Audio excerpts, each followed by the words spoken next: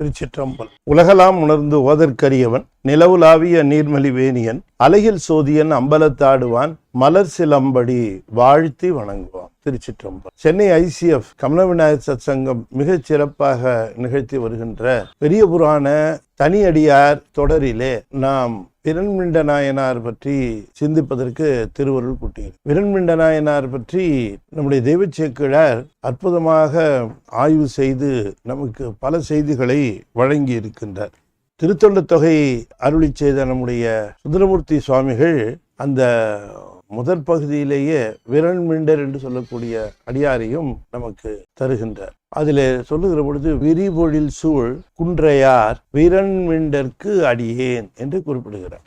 விரிபொழில் சூழ்ங்கிறது விரிந்த சோலைகள் சூழ்ந்த குன்றையார் என்று சொல்லக்கூடிய குன்றை என்கிற ஊரை சேர்ந்த பொருந்திய விரண்மிண்டருக்கு அடியேன் என்று சொல்லிவிட்டார். இது எந்த குன்றத்தூர், குன்றம், குன்றையார் என்றெல்லாம் பெரிய ஆய்வு.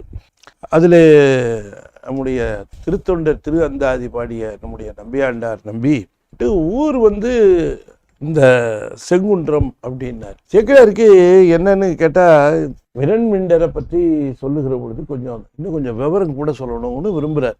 ஏன்னா இந்த திருத்தொண்டத் தொகை பிறப்பதற்கு காரணமாக விளங்கியவர் விரண்மிண்டர். விரல் அப்படின்னு சொன்னா வலிமை. விரண்மிண்டர் என்று சொன்னால் ஒரு வலிமை மிகுந்த ஒரு என்ன சொல்றது, கொஞ்சம் அப்படி ஸ்டிஃபா இருப்பார், கொஞ்சம் ஃப்ளெக்சிபிளா வளைஞ்சு அன்பர்களுக்கே இருக்கக்கூடிய அந்த தன்மை என்று சொல்ல முடியாது. அப்புறம் உறுதியா இருப்பார். அதனால அவரை பத்தி கொஞ்சம் தெரிஞ்சுக்கிட்டா நல்லா இருக்கும் அப்படின்னு நினைச்சுக்கிட்டு பெரிய ஆய்வே செஞ்சிருக்கார் தெய்வச்சேக்கிழார். அதுதான் இந்த ஒரு நாயன்மாரை பற்றி தெரிந்து கொள்வதற்காக அவர் எவ்வளவு தூரம் முயற்சி பண்ணியிருக்காருன்னு அவர் வரலாறு எழுதுகிற பொழுதுதான் நமக்கு தெரியுது.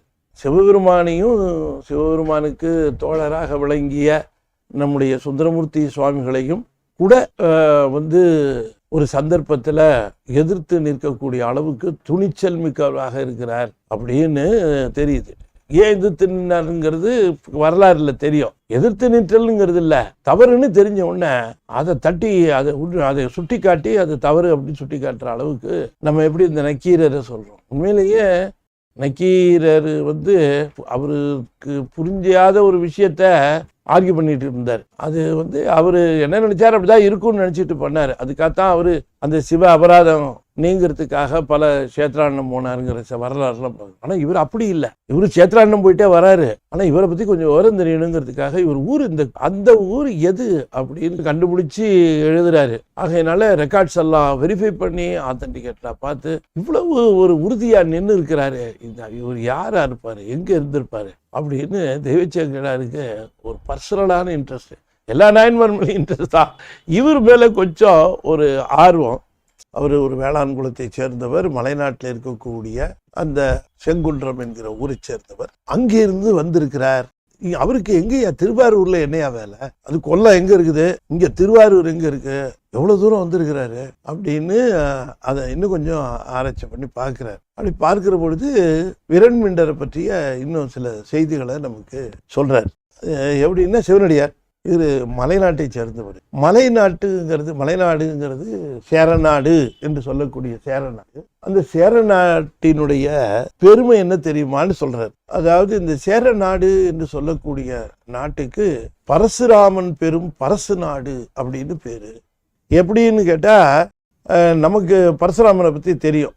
இந்த பரசுராமன்கிறவர் ஒரு பெரிய தவ முனிவர். அவருடைய அப்பா ஜமதக்னி முனிவர்னு பேரு. இந்த ஜமதக்னி முனிவரை அவங்க அப்பாவை கார்த்தவீரியன் என்கிற ஒரு அசுரன் ஒருத்தன் கொன்னுடுவான். அவனை கொல்றதுக்காக இவரு சிவபெருமானை நோக்கி தவம் இருந்து சிவபெருமான்கிட்ட இருந்து பரசு என்கிற ஒரு ஆயுதம், மழுவை பெறுகிறார். அந்த மழுவையை இவனுக்கு ஆயுதமாக கொடுக்க, அந்த தவத்தினால் பெற்ற அந்த ஆயுதத்தை கொண்டு இந்த பரசு பெற்ற ராமன் இவர் அந்த கார்த்தவீரியனை கொன்னது மட்டுமல்லாம அவனுக்காக பரிந்து வந்த மற்ற அவனுடைய உறவினர்கள், ராஜாக்கள் எல்லாரையும் கொன்று குவிக்கிறார். அப்படிப்பட்ட ஒரு பெரிய வீரனாக விளங்கிய சிராம். அப்ப அவரு இந்த தோஷமெல்லாம் தீருவதற்காக கடலிலே தன்னுடைய மழுவை தூக்கி எறிகிறார். அது கடல் விலகிச்சு. அங்க ஒரு நாடு உண்டாச்சு. அந்த நாடு கிடைச்சு. அந்த நாடு தான் பரசுராமன் பெரும் நாடு. அதுதான் மலைநாடு.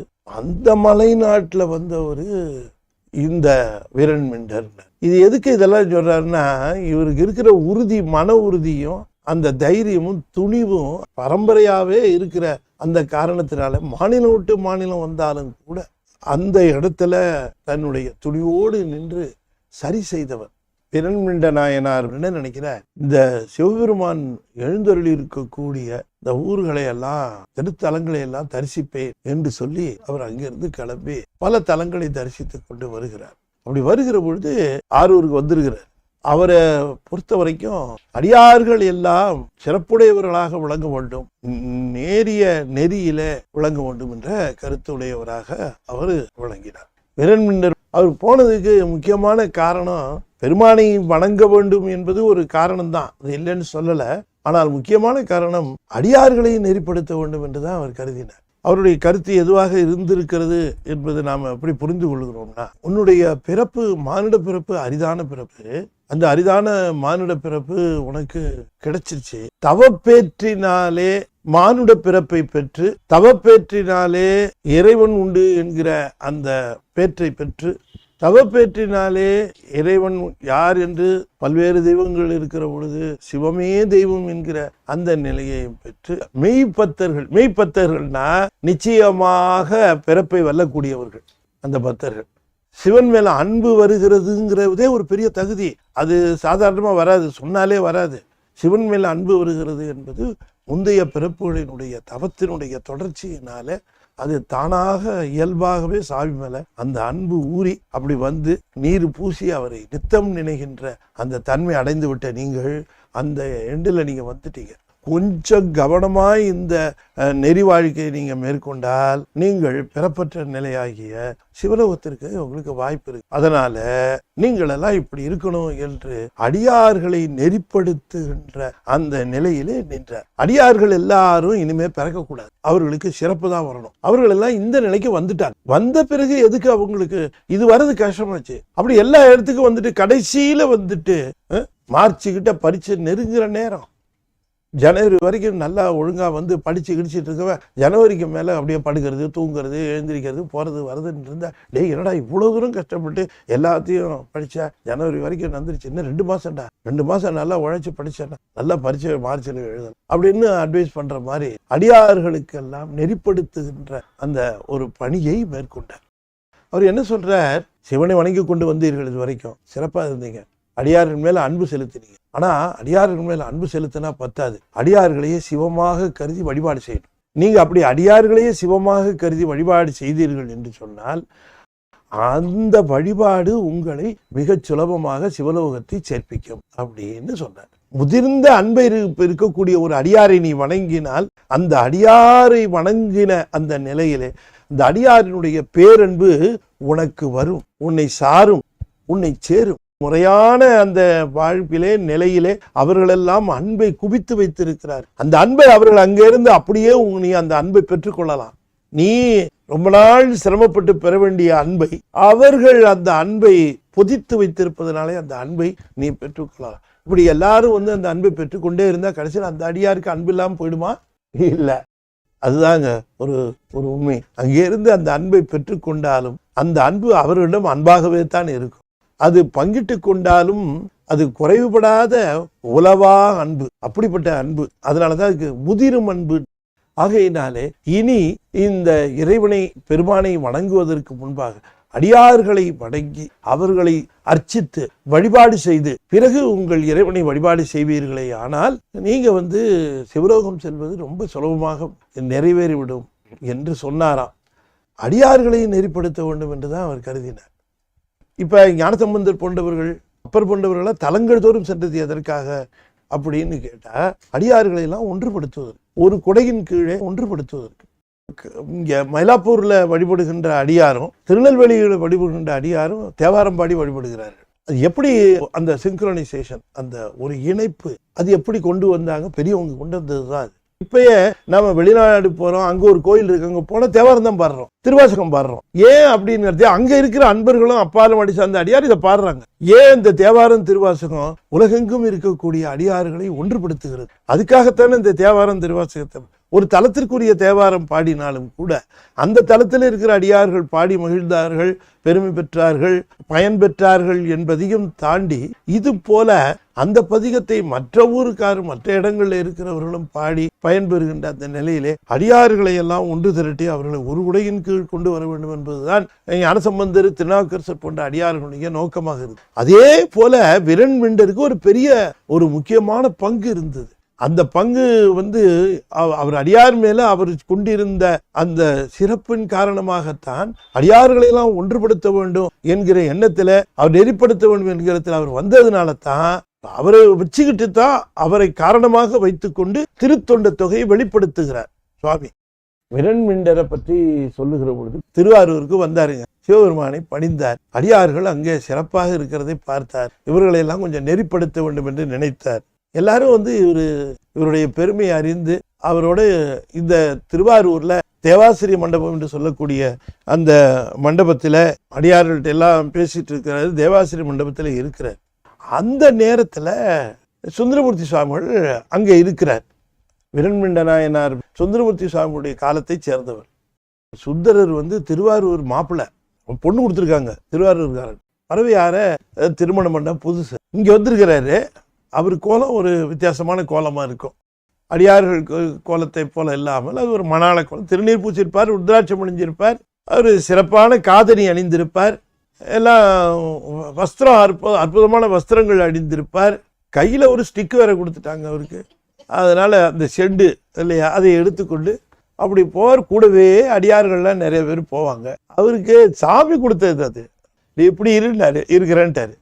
நீ அப்படி இருந்தா சரின்னு இருப்பாரு. எப்படி சொன்னாரோ அப்படி இருக்கக்கூடியவர் தான் சுந்தரர். அவருக்கு இப்படித்தான் இருக்குல்ல அவசியம் இல்லை, எப்படி வேணா இருக்கிறேன், அந்த டைம் முடிஞ்சா கூட்டிட்டு போயிடு. சுந்தரமூர்த்தி சுவாமிகள் தினமும் திருக்கோயிலுக்கு போவாரு. கோயிலுக்கு உள்ள வராரு, திருவாரூர் கோயிலுக்கு வராரு. தேவாசிரிய மண்டபம் அங்கே இருக்கு. பார்த்தா அன்னைக்கு ஜேட்டு இருக்கா விரண்மிண்டர் வகுப்பு எடுக்கிறார். அடியார்கள் எல்லாம் நிறைந்திருக்கிறார்கள். தூரக்க பார்த்த உடனே இவருக்கு உள்ளுக்குள்ள பயம். என்னன்னு கேட்டீங்கன்னா, இவரு திருப்புத்தூர்ல புத்தூர் அங்கதான் தடுத்து ஆட்கொண்டார். அங்க தடுத்து ஆட்கொண்டதினாலே அந்த சிவநெறியில இருந்த அவரு ஆழமான பெருமானுடைய கருணை நெறிக்கு வந்தார். அப்ப அதனால அவருக்கு சாமி தடுத்து ஆட்கொள்ளுகிற பொழுது ஏற்பட்ட சிக்கல், இந்த திருவண்ணைநல்லூர் நடந்த இதெல்லாம் அவருக்கு வாழ்க்கையில பெருமானை சேர்றதுக்கு இவ்வளவு கஷ்டப்பட்டிருக்காரு. நம்மளை கூட்டு வர்றதுக்கு 2 தட்டி கூட்டு வரதை விட்டு இப்படி சிரமப்பட்டாரு நமக்காக பெருமான் அப்படிங்கிறதுனால ரொம்ப அந்த பணிவு வந்துருச்சு சாமி. அடியார்களை பார்த்தாலே ரொம்ப பயப்படுவாருன்னா ரொம்ப அந்த பணிவு. எதனாலன்னா சுந்தரமூர்த்தி சாமிக்கு இவங்க இந்த மாதிரிலாம் கூட நான் இல்லையே, என்னுடைய கோலம் வேற மாதிரி இருக்கு, எல்லாத்தையும் சாமி கொடுத்துட்டு இப்படி இருக்கிறார்களே அப்படின்னு நினைச்ச அந்த அடியார்களை எல்லாம் தன்னுடைய மனதில் மிக உயர்ந்த இடத்துல நினைப்பார். அதனால என்ன பண்ணார், மண்டபத்தில் இருக்க அடியார்களை தூர நின்னே தொழுதார். அடியாருக்கு அடியாராகும் நாள் என்னாலோன்னு நினைச்சிட்டு இவர் போனாரு.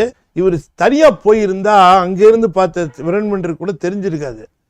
ஆனா இவர் கூட ஒரு குரூப்பால போகுது, எல்லாம் பின்னாடியே போறாங்க. அங்கிருந்து பார்த்தாரு, யார் அது அப்படின்னாரு. அப்ப அவங்க எல்லாரும் சொன்னாங்க, சாமி அவர்தான் நம்பியார். ஓ நம்பியார் ஊர்றதா? சரி, அவர் என்ன இங்க வராம நேர போறார்? சாமி அவர் சிவபெருமானிடம் ரொம்ப நெருக்கமானவர். திருவண்ணைநல்லூர் தான் அவரை சிவபெருமான் ஆட்கொண்டாருங்கிறாங்க.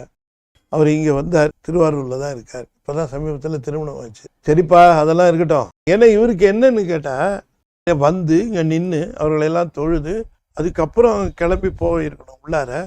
நம்ம திருவாரூர் ரூலே அப்படிதான். அதுக்கு தான் போற அந்த வாசலுக்கு முன்னாடியே தேவாசிரிய மண்டபம், அந்த வலது கை பக்கமாக அந்த தேவாசிரிய மண்டபத்தையே அமைத்து இருக்கிறார் இல்லையா. அதை வழிபட்டு விட்டு அப்புறம் உள்ள போய் சாமியை வழிபடணுங்கிறது ஐதீகம். திருவார் பெருமை வளமும் சிறப்பும் சிவமும் பொங்கி பொலிகின்ற இந்த தேவாசிரிய மண்டபத்திலே சிவனடியார்கள் இங்க நிறைந்திருக்கிறார்கள். சிவனடியார்கள் அவர்களையெல்லாம் தொழுது கொண்டே வரணுமா. இவர் என்ன பண்ணாரு, அடியார்கள் எல்லாம் அங்க கூடி இருக்கிறாங்க, அவரு வேற ஏதோ வகுப்பு எடுத்துருக்கு. இப்படி பார்த்தாரு, இவங்க அடியார்கள், நம்மெல்லாம் அடியார் சொல்லிக்கிறதா அப்படின்னு நினைச்சிட்டு மெதுவா அப்படியே பம்புறாம பாருங்களேன், பம்புறது அது மாதிரி. இவர் என்ன பண்ணாரு, இப்படி போயிட்டாரா, இவர் ஒரு தூரம் இருந்து பார்த்துட்டாரு, கண்டுபிடிச்சிட்டாரு. சாமி வணங்காம போகல, அங்கிருந்தே தூரம் இருந்தே கும்பிட்டுட்டு அப்படி மெதுவா அப்படி போயிருக்காரு. பார்த்தாரு, கேட்டாரு, என்னப்பா பெரிய ஆள் போல இருக்கு அந்த ஆளு அப்படின்னாரு. இல்லைங்க சிவபெருமானுக்கு மண்டி வருங்கன்னு என்னன்னு சொன்னாங்க, எல்லாரும் சொன்னாங்க. அவர் பெருமைகளைத்தான் சொன்னாங்க. பெருமைகளை சொன்னாங்களே தவிர இவருக்கு இந்த பாரு சிவபெருமானை வணங்கி திருவருள் பெற்றுவிடலாம் என்று கருதி அடியாரை வணங்காமல் போன காரணத்தினாலே இந்த நம்பி ஆரூரனை நான் இந்த சைவத்தில் இருந்து தள்ளி வைக்கிறேன். இவ்வளவு தூரம் தைரியம் வரணும்னா அந்த பரசுராம ஊர்லேருந்து வந்தவராக தான் இருக்கணும். அதுக்கு தான் அங்கே முதல்ல சொன்னார், துணிவு இல்லையா?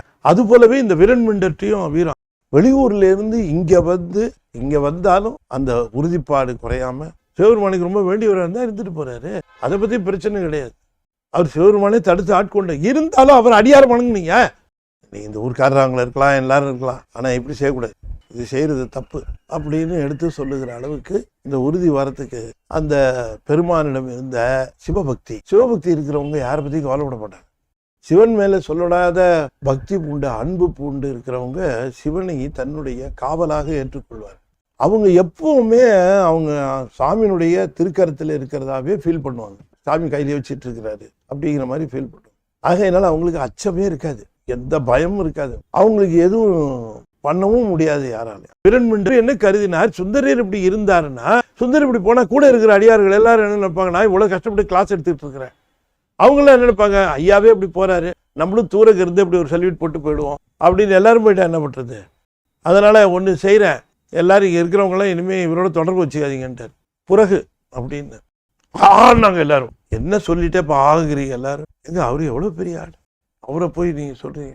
அதுக்குள்ளே அங்கேருந்து 2 பேர் நைஸா வெளியில நழுவிட்டார். 2 அடி எங்க இருந்து தேவாசிரிய மண்டபத்தில் போய் சுந்தரர்கிட்ட இன்ஃபர்மேஷன் கொடுக்குறாரு, உன்னை பெரிய கலாட்டா நடக்குது, உங்களை பத்தி, உங்களை தள்ளி வைக்க போறாராம் அப்படின்னு. உடனே அவரு பயந்துட்டார். சாமி சிவபெருமான்கிட்ட போய் இதை எடுத்து சொல்லலான்னு நினைச்சிக்கிட்டு இருந்தார். அந்த நேரத்தில் இன்னொரு அடியார் வந்து இன்ஃபர்மேஷன் கொடுக்குறாரு, என்னப்பா என்ன நடந்துட்டு இருக்கு, எங்க உங்களுக்காக ரெக்கமெண்ட் பண்ணார் ஒருத்தர். அவர் சொன்னாரு, சிவபெருமானுடைய வந்து அருள் பெற்றவர் மட்டும் இல்லைங்க, பறவையார திருமணம் பண்ணிக்கணும்னு சொன்ன உடனேயே எல்லாருடைய கனவுலையும் போய் கல்யாணம் பண்ணி வைங்க அப்படின்னு எல்லாருக்கும் ஆர்டர் கொடுத்தாரு. எல்லாரும் சேர்ந்து திருமணம் பண்ணி வச்சாங்க. அவர் சும்மா அவரா பண்ணிக்கலங்க, சுவாமி கனவுல போய் எல்லாத்தையும் சொல்லியிருக்காரு. ஆரூர் பெருமான் ரொம்ப வேண்டிய ஒரு ஆரூர் பெருமானுக்கு. அது மட்டும் இல்லைங்க, இந்த வரலாறு தெரிஞ்சவங்கலாம் என்ன சொல்றாங்கன்னா, அவரு சிவபெருமானுக்கு பக்கத்துல இருந்து வருகிறவர்களுக்கெல்லாம் திருநீர் கொடுத்தாராம். அதனால சிவபெருமானுக்கு ரொம்ப வேண்டியவராம். அவரு திருவண்ணைநல்லூர்ல தடுத்து ஆட்கொண்டு என்னுடைய அடிமை நீன்னாராம். அப்புறம் இங்க வந்து நீ என்னுடைய தோழன்னாராம், ரொம்ப க்ளோஸுங்க 2 பேரும் அப்படின்னு சொன்னதுக்கு வீரன்மிண்டர், ஓஹோ ரொம்ப க்ளோஸா, சரி அப்ப க்ளோஸ் பண்ண வேண்டியதுதான். நான் முதல்ல என்ன சொன்னேன், நம்பி ஆரூரை நீங்க தள்ளி வைக்கிறேன் புறகுன்னு சொன்னீங்க ஐயா. ஆமா நல்ல வேலைப்பாது வேண்டான்னு சொல்லிடுவாருன்னு நினைச்சிட்டு பார்த்தாங்க. இவருக்கு ரொம்ப ஆதரவு கொடுத்துட்டு இருக்காரு நெருக்கமானவர் ஒருத்தர் சொன்னீங்களே, யார் அது, சிவபெருமான், அவரையும் தள்ளி வைக்கிறேன் அப்படின்னாராம்.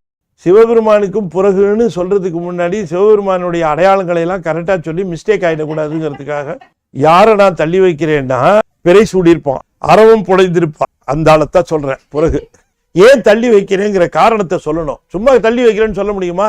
நான் ஏன் தள்ளி வைக்கிறேன் என்றால், சிவபெருமானுடைய அடியார்களை எல்லாம் வணங்கி போற்றி அவர்களுடைய அருள் பெறாமல் சிவபெருமானை வணங்கி விடலாம் என்று போன இந்த ஊரனை நான் அந்த காரணம் பற்றி தள்ளி வைத்து விட்டு, அவருக்கு ரொம்ப வேண்டியவர்னு சொன்னாங்க இந்த சிவபெருமான். எங்கேயாவது உலகத்துல எந்த மதத்திலேயாவது எந்த சமயத்திலேயாவது கேள்விப்பட்டிருக்கீங்களா? கடவுள் உண்டுன்னு சொல்லுகிற ஒரு சமயத்துல கூட இப்படி ஒரு சம்பவம் கிடையாதுங்க. அவர் 63 நாயன்மார்ல ஒருத்தர். சிவபெருமானை தள்ளி வைக்கிறேன்னு எந்த மதத்திலேயாவது அந்த மதத்துக்கு உரிய கடவுளை அந்த மதத்துல பின்பற்றுகிற ஒரு அடியாரி இவரை நான் தள்ளி வைக்கிறேன்னு சொல்லி கேள்விப்பட்டிருக்கீங்க? ஒரு வினோதமான ஒரு நிலை. அப்படின்னா என்ன துணிவு இருந்திருக்கணும் பாருங்க. ஆகையினாலே இவரு அந்த மாதிரி சொல்லிட்டாரு, சிவபெருமானையே தள்ளி வைக்கிறேன்ட்டார். இப்படி இவர் சொன்னாரா, அவரு உள்ள போயிட்டார். இப்படி சொன்னது கேட்டு சரி சிவபெருமான்டையே கேட்போம் சொல்லுவோம் அப்படின்னுட்டு அவர் ஏதாவது மத்தியஸ்தம் பண்ணுவாரு, ஏதாவது செய்வாரு அப்படின்ட்டு பெருமான் ஏதாவது சொல்லுவாருன்ட்டு உள்ள போய் பெருமான்கிட்ட, சாமி என்ன தள்ளி வைக்கிறாங்கிறாங்க, உன்னையும் தள்ளி வைக்கிறேங்கிறாங்க அப்படின்ட்டு, வழக்கம் போல சும்மாவே இருப்பியா அப்படியே இப்படி உட்கார்ந்துட்டு இருக்கிறிய அப்படின்னுட்டு போய் கேட்கலான்ட்டு உள்ள போறார். போனா அவரு இவருக்காக ரெக்கமெண்ட் பண்ணி வெளியில வந்து வீரன்மிண்டர்ட்ட, என்னப்பா நீ இப்படி எல்லாம் பேசுற, சுந்தரம் என் கூட இருக்கிறவன், ஏதோ காரணத்துக்காக அனுப்பிச்சேன், நீ பாட்டுக்கு அவனை போட்டு உண்டு இல்லைன்னு பண்ணிட்டு இருக்க, என்னையும் இல்லைங்கிற அவனையும் இல்லைங்கிற, என்ன இது அப்படின்னு ஏதாவது சொல்லுவாருன்னு பார்த்தா சிவபெருமான் சொன்னாரு, ஆரூர் தியாகேஸ்வர் பா சுந்தரம் எப்ப வந்தேன்னு, அதெல்லாம் அப்புறம் இருக்கட்டும், வெளியில இருக்கிற கலாட்டாலாம் தெரியுமா இல்லையா, அடியாருன்னா அப்படிதான்ப்பா இருப்பாங்க, அடியாருன்னா அப்படிதான் இருப்பாங்க, கொஞ்சம் அப்படிதான் இருக்கும், அட்ஜஸ்ட் பண்ணி போனார். எப்படி போறது, என்னையும் ஒன்னும் இல்லை இதை தள்ளி வைக்க அப்படி சொல்லுவாங்கப்பா, அப்படித்தான் சொல்லுவாங்க. அவங்க எல்லாம் அன்புல எவ்வளவு பெரியவங்க தெரியுமா உனக்கு. அப்படிதான் சொல்லுவாங்க. ஒரு பாட்டு பாடினா சரியா போகுது. என்ன பாட்டு பாடுறது? பாட்டுன்னா என்ன? இந்த அடியார்களை பற்றி எல்லாம் ஒரு தொகுத்து பெருமையோட ஒரு பாட்டு சொல்லுவோம். பாட்டு எல்லாம் மகிழ்ந்துருவாங்க. அடியார்களை போற்றிட்டு வரணும்னு சொல்றாரு. சொல்றது சரிதானே? அவர் சொல்றது நீ போ அப்படின்னுட்டு அவருக்கு சப்போர்ட் பண்ணிட்டார் வீரன் மிண்டர். இந்த அடியார் பெருமை நான் சொல்றது கேளு உனக்கு. பெருமையால் எம்மை ஒப்பார், பேணலால் எம்மை பெற்றார், ஒருமையால் உலகை வெல்வார், உணம் மேல் ஒன்றும் இல்லை. 11 திருமுறை வரைக்கும் சிவபெருமானுடைய பெருமைய அடியார்கள் பாடினார். 12ஆம் திருமுறையில தான் அடியார் பெருமையை சிவபெருமான் பாடுகிறார். அந்த மாதிரி சந்தர்ப்பம் வரும். அவர் சொன்னாரா, அடியார் பெருமையை எப்படி சொல்றது? அவர்கள் பெருமைக்கு அவர்களை தான் ஒப்பா சொல்ல, என்னையே கொடுத்தா கூட வேண்டான்ருவாங்க. என்ன நீ நினைக்கிற நீ? அதனால அவர்களுக்கு அன்பை விட சிறந்தது எதுவுமே கிடையாது. இனிமே அவங்க பிறக்க மாட்டாங்கன்னாரு. பிறவி ஊனம் என்பது அவர்களுக்கு கிடையாது. ஆரூர் தியாகேஸ்வர் நீ நேர போய் நில்லுட்டார். நின்று நீ என்ன நீ செய்ய தவறுனேன்னு சொல்றாங்களோ அதை சரி செய்யுன்றார். நீ தான் பாடுவிய, நல்லா பாடிட்டே போனாரு. என்ன சாமியே பாடுறதுங்கிறீங்க திரும்ப திரும்ப. எனக்கு எப்படி பாடுறதுன்னு அடி எடுத்து கொடுங்க, அதை பிடிச்சிக்கிட்டு அப்படியே போயிடுறேன்னு. முதல்ல எடுத்து கொடுத்தேனப்பா பித்தா பிறை சூடி. சாமி அது திருவண்ணூர்ல ரொம்ப நாளைக்கு முன்னாடி எடுத்து கொடுங்க சாமி. இப்ப அடியார்கள் பெருமையை சொல்லணும்னு சொன்னா அது என்ன ரொம்ப பெருமையா? நீங்க இவ்வளவு பேர் சொல்றீங்க, அதனால எனக்கு எடுத்து கொடுங்க சாமி. இந்த அடியார்களை எல்லாம் தொகைப்படுத்தி நான் பெருமை பாடணும்னா அவர்களை பத்தி எனக்கு தெரியாது, நீங்க சொன்னீங்கன்னா அதை அப்படியே சொல்லுவேன் என்று சொன்னார். உடனே சாமியை அடி எடுத்து கொடுத்தார். தில்லை வாழ் அந்த நர்தம் அடியார்க்கும் அடியேன். நல்லா இருக்கு, என்ன நல்லா இருக்கு, இதை வச்சு பாடு போ. மொத்த பாட்டி நீங்களே பாடுவீங்கன்னு பார்த்தேன். தில்லை வாழ் அந்த நர்தம் அடியார்க்கும் அடியேன், திருநீலகண்டத்து குயவனார்க்கடியேன்,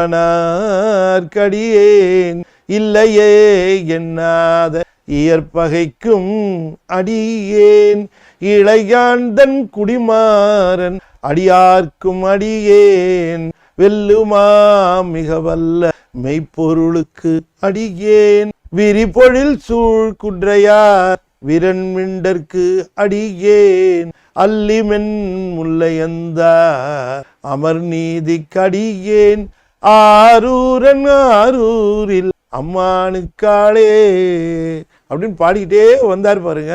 அப்படி பாடிக்கிட்டே வரும்போது விரண்மிண்டர் ஆஹா என்ன அற்புதம் சாமி, நீங்க தள்ளி வச்சு ஒரு அட போப்பா சும்மா உள்ளால. அப்புறம் தொடர்ந்து திருத்தொண்ட தொகை அடியார்கள் முன்பு நின்று பாடுகிறார் தேவாசிரி மண்டபம். சாமி அப்படியே உள்ள வரவேற்று அந்த அடியார்களுக்கு முன்பாக இருந்து அந்த அடியார்களை எல்லாம் போற்றி கைகளை உச்சி மேல் குவித்து அதை பாடுகிறார். அப்படி பாடி அந்த திருத்தொண்ட தொகையை அப்படி அங்க நிறைவு செய்கின்றார். எல்லா அடியார்களுக்கும் ஆனந்தம். ஓ, இந்த திருத்தொண்ட தொகையை விரண்மிண்டர் மூலமாக பெற்று தருகிறார். ஆரூரருடைய தியாகேஸ்வருடைய அந்த கருணையை என்னவென்று சொல்லுவது? சிவபெருமான் கோச்சிக்கிட்டு இருப்பாரோ? இல்ல, நல்லா திட்டின பாக்க, 2 பேரையும் நல்லா திட்டின. புறகுன்னு சொன்னவரு குறையாத மாறுதல் இல்லாத வளையாத திருவருளை பெற்றாராம். யார்? அந்த விரண்மிண்டர். சிவபெருமான் சுந்தரர் சொல்லிட்டாரு விரண்மிண்டருக்கு அடியேன்னு. இனிமே யார் அவருடைய பெருமையை கூற முடியும்? இனி யார் விரண்மிண்டருடைய பெருமையை கூறுவார் அப்படிங்கிற ஒரு அர்த்தம். இன்னொரு அர்த்தம், அப்படி வெளியில அப்படி பேசினாரே தவிர ரொம்ப இனிமை உடையவராம் விரண்மிண்டர். அவரு அடியார்களுடைய பெருமையை கூறுகின்றவர் இந்த விரண்மிண்டர். ஆகையினாலே அடியாரை அவர் இடித்து பேசியதாக கருதிவிட வேண்டாம். அடியாருடைய பெருமையை வெளி உலகுக்கு கொண்டு வந்தவர். இப்ப அந்த சம்பவம் மட்டும் நிகழலைன்னா விரண்மிண்டரை பத்தி தெரிஞ்சிருக்க வாய்ப்பு இல்லை. விரண்மிண்டருடைய பெருமை இந்த உலகம் அறிவதற்காக இறைவன்பால் கொண்ட அந்த நிலையை வெளிப்படுத்தியவர் அல்லவா? அடியாருடைய பெருமையை வெளில கொண்டவர் இல்லையா? அதுக்காக சிவனையும் சுந்தரையுமே எதிர்க்க துணிந்தவர். அவங்க 2 பேரும் யாரா இருந்தா என்ன, இங்க இருக்க தேவாசிரி மண்டபத்தில் இருக்க அடியார்களை வணங்கிவிட்டு அல்லவா சென்றிருக்க வேண்டும் என்கிற அந்த நிலையில அவர் இருந்தாலும் கூட சிவபெருமானுடைய பெருமையும் அடியாருடைய பெருமையும் கூறுவார். சுந்தரனுடைய திருத்தொண்ட தொகை தானே நம்ம நினைவுக்கு. நாம் உய்ய, இந்த உலகத்து உயிர்களெல்லாம் உய்ய நம்பி ஆரூரன் அவருடைய சைவ நன்னெறியின் சீலம் அது எப்படி வந்து திருத்தொண்ட தொகையாக வெளிவந்தது. அங்க கைலாயத்திலிருந்து வருகிற பொழுதே எதுக்கு வந்தாருன்னா திருத்தொண்ட தொகை தருவதற்காக அவர் அனுப்பிச்சு வச்சார். அப்பவே திருத்தொண்ட தொகை என்கிற அந்த பெருமை மிகுந்த அந்த தேவார பதிகம், அந்த அற்புத பதிகம் அடியார்களுடன் நாம் இருக்கின்ற அந்த உணர்வை தரும்னார். சிவபெருமானுடைய அடியார்களுடைய பெருமையை அறிந்தவர்கள் யாரும் இல்லை. அதை விரண்மிண்டரை கொண்டே நீங்கள் புரிந்து கொள்ளலாம். அப்படிப்பட்ட பெருமையை சிவபெருமான் தன்னுடைய நாவினாலேயே போற்றிய பெருமை உடையவர். சிவபெருமான் அடியார் பெருமையை பாடுக என்று உத்தரவிட்டு ஆணையிட்டு சுந்தரமூர்த்தி சுவாமிகளை அடியார்களை எல்லாம் தொகுத்து அவர்களை திருநாமத்தை சொல்லுவதே மிகப்பெரிய பெருமை என்று சொல்ல செய்தவர் அல்லவா? அவருடைய பெருமையை அறிந்தவர்கள்தான் யார்? இந்த மாதிரியான அற்புதமாக அடியார்களை எல்லாம் நெறிப்படுத்துகின்ற இந்த பணியை இந்த உலகத்திலே நீண்ட காலம் அவர் தொடர்ந்து செய்து சிவபெருமானை காண வேண்டும் என்றால் அடியார்கள் மூலமாக காண்பதுதான் சிறந்த நெறி. குரு லிங்க சங்கம வழிபாட்டிலே சங்கம வழிபாட்டை உயர்ந்த நிலையிலே நிறுத்தியவர் விரண்மிண்டர். சங்கம வழிபாடு என்பது அடியார்களையே சிவமாக காணுகின்ற நெறி, அவர்களே நடமாடும் சிவமாக கருதுவது. உரிய முறையிலே ஒரு நிலையிலே அவர் சிவபெருமானுடைய திருவடி நிழலிலே சேர்ந்து பெருமானுடைய கருணையினாலே கைலாயத்திலே கணநாதர் என்று சொல்லக்கூடிய அந்த பதவியையும் பெற்றார். இந்த திருத்தொண்ட தொகை பிறப்பதற்கும் உலகம் விளங்குவதற்கும் திருத்தொண்டர் திருவந்தாதி வருவதற்கும் திருத்தொண்டர் புராணம் வருவதற்கும் அடியார்கள் மூலமாக நாம் எல்லா விதமான செல்வங்களையும் சிறப்புகளையும் பெறுவதற்கும் காரணராம் அவரை தேர்ந்தெடுத்து சிவபெருமான் அவர் மூலமாக அடியாரை ஏசுவது போல அமைத்து அவர் மூலமாக திருத்தொண்டர் பெருமை உலகறிய செய்தார் என்று சொல்லி இந்த அளவிலே இன்றைய தினம் விரண்மிண்டருடைய அவருடைய புனித வரலாற்றை நாம் சிந்தித்தோம். அந்த விரண்மிண்டர் என்கிற அந்த பெயரே நமக்கு திருத்தொண்ட தொகையையும் திருத்தொண்ட தொகை என்கிற பெயரே அடியாருடைய சிறப்பையும் அடியாருடைய சிறப்பை நினைத்ததினால் நம்முடைய வினைகளெல்லாம் விரைந்து மாய்கின்ற அந்த பெயற்றையும் நாம் பெற்றோம் என்று சொல்லி அடியார் பெருமக்களை வணங்கி மகிழ்ந்து இத்துடன் இதனை நிறைவு செய்து திருச்சிற்றம்பலம்.